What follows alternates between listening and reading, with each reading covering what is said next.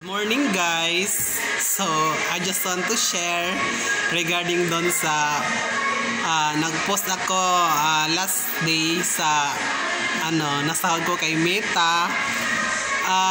Maniwala kayo sa hindi guys, nagtaka lang ako yung mga matagal ko ng kaibigan na hindi ko nararamdaman, yung mga auntie ko na hindi ko nararamdaman, yung mga kakilala ko na hindi ko minsan naramdaman, pag chinachat sila dati hindi nagsisend. Ngayon nung nalaman siguro nila na kumikita na ako, uy guys, maniwala kayo sa hindi, nagtaka ako bakit ang daming message sa akin. Nung tiningnan ko sa messenger, hoy, my god. Parang ang mga kaibigan ko na dati ito ngayon nagpaparamdam na. At saka alam mo ba kung anong tanong? Magkano ang kita mo kay Meta June? Huy! Nagtaka talaga ako. Sabi ko, huy, ba't sila nagpaparamdam? Iba talaga ang impluwensya pag yung kumikita ka. Minsan kailangan mo lang talaga may mapatunayan sa sarili bago kanila papansinin.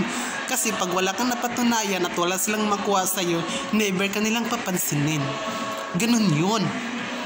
Sabi nga ni Vice Ganda, kailangan mo lang may mapatunayan ka sa sarili. You need to you need to prove wrong, di ba? Dapat mong ipakita sa kanila na mali. Hindi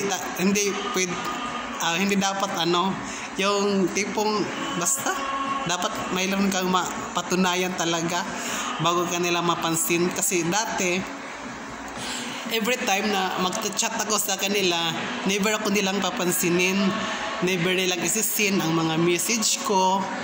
Pero ngayon, since nagtiyaga tayo, nagbablog, nagre-reels, sumusubok sa buhay, yun, ngayon maraming nagpaparamdam, uy, magkano ang kita mo?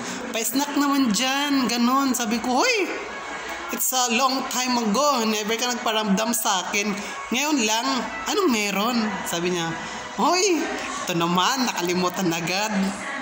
Sabi ganon, hey! Diyos ko Lord, mga tao talaga ngayon, pagdating na sa pera, talagang parang kahit hindi kayo masyadong close, iko-close ka na. Mga dati kong auntie na mini-message ko dati, just never akong isisin. Tapos ngayon, nung nalaman nila na nakasahod tayo kay Meta, hindi man porket nakasahod tayo kay Meta, mayaman na tayo. Diba? Yung sinasahod ko kay Meta, pinag-prepare ko yon sa requirements ko. Meron kasi akong requirements na inaayos sa ngayon. So, ganon. Ganon dapat meron kang mapatunayan sa sarili bago ka mapansin ng iba. Yung tipong ganon, siguro pag hindi lang siguro ako nagba-vlog or nagre-reels, nagpo-post sa mga Facebook ng mga video, never siguro akong mapapansin ng mga kakilala ko dati. Kasi yung iba kong kakilala mga mata pobre. Meron tayong mga kaibigan na ganyan, mga mata pobre. Wala akong pakialam kung masasaktan man kayo sa sinabi ko. Pero yan reality sa buhay. Ganon. Dapat meron ka munang mapatunayan sa sarili mo bago kanila pansinin. Ganon yon.